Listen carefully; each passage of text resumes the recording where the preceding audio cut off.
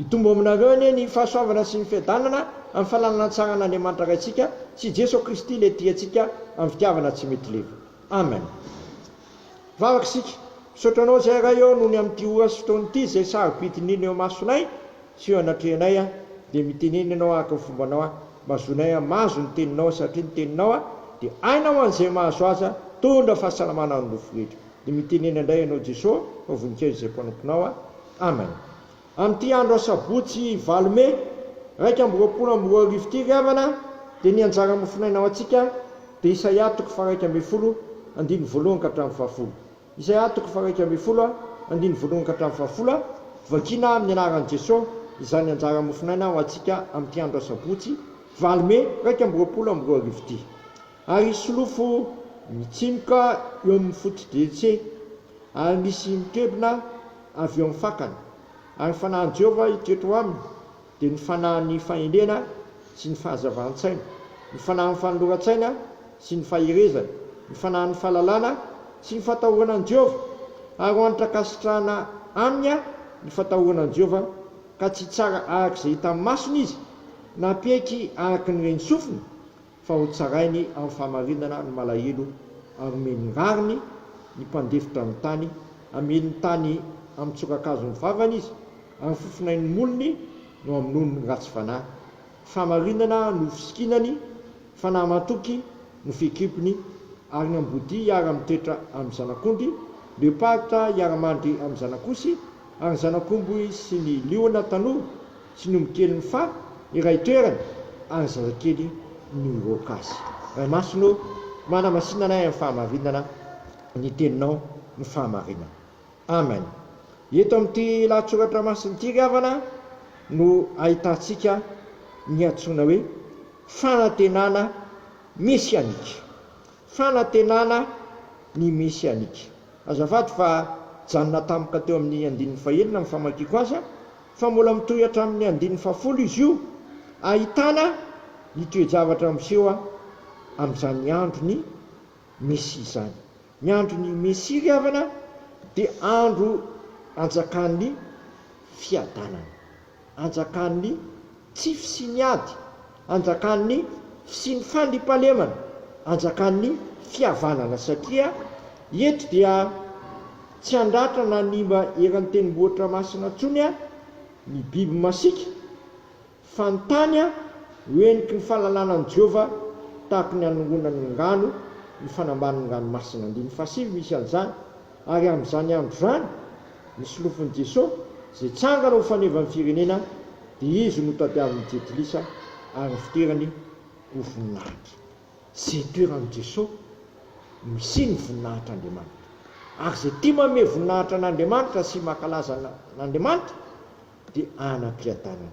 Jesosy riavana no ilay solofon'i Jesosy izay mitsimoka eo amin'ny fototry Jesosy. Izy lay taranak'i Davida, lay misy izay ho avy ampihavana izao tontolo izao amin'Andriamanitra. Ampihavana koa ny olona amin'Andriamanitra sy izao tontolo izao samy havana avokoa izy sy izao tontolo izao ny olona sy izao tontolo izao. Izany hoe tafakambana amin'Andriamanitra ny olona, ary tsy vitany hoe tafakambana amin'Andriamanitra ihany ny olona fa ny olona samy olona koa sy ny zavaboary samy ifandray tsara. Tafaverina tamin'ilay fiainana taodeny izany, mialoka atao anatin'ny fiainana feno tsy misy rarao, feno anjakan'ny fandripahalemana, anjakan'ny fiadanana.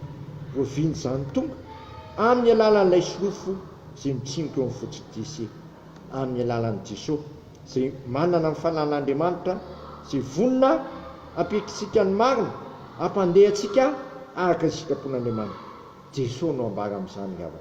Ko amin'ity andro ity miteza ianao anaiky an'i Jesosy io. Izy le Mesia, izy le vosotr'Andriamanitra ampihavana aminy sy aminao.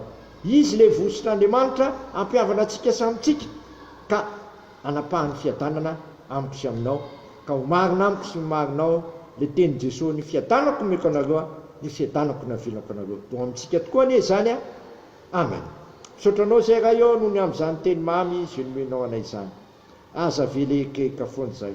Foko zay anaiky an'ilay solofo mitsimoka eo mifototry Jesy dia le Jesosy Kristy ilay vosotra ao zay avy amon'izao tontolo zao avy mananana fiainana sady ananana be dia be. Izy le vonona ampiavana anay aminao aminay amin'Andriamanitra sy aminay samizay sy izao tontolo izao koa samy havana satria miranty amin'ny azo fijaliana zay nalatsana dia ampy ampadio anay ary ampy ampiavana anay rehetra sy ampifanakaiky anay aminao sy aminay ary ravanto amin'ny azo fijaliana nifitra mampisahaka anay rava mifandafy manjaka amin'ny fiadanana. Tanterao aminay zany Jesosy araka ny teninao hoe ny fiadanako meka anareo, fiadanako navelako anareo.